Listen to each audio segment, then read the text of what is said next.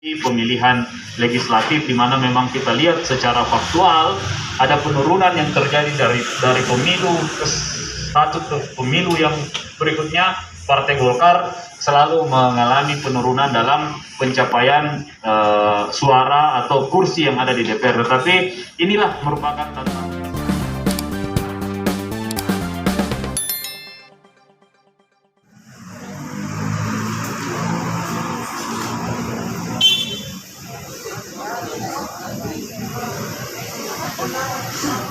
Wartawan yang juga kami banggakan dan kami muliakan. Pertama-tama tentunya mari kita panjatkan puji syukur kehadirat Allah Subhanahu wa taala karena pada siang ini kita semua masih diberikan kesehatan, kekuatan dan kesempatan sehingga bisa berkumpul bersama di sekretariat DPD 2 Partai Golkar Kota Makassar. Sahabat-sahabat wartawan yang saya muliakan, sudah hari ketiga sejak hari Sabtu, Minggu dan Rabu ini DPD 2 Partai Golkar mengadakan penandatanganan fakta integritas.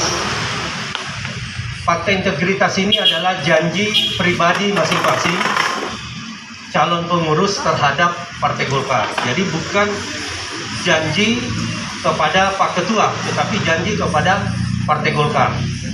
Ini kita lakukan di depan supaya nanti pada saat pengusulan kepengurusan di DPD 1 sudah tidak ada lagi permasalahan-permasalahan. Maksudnya semua yang diajukan itu sudah memenuhi janjinya kepada Partai Golkar. Selamat siang, salam sejahtera untuk kita semua.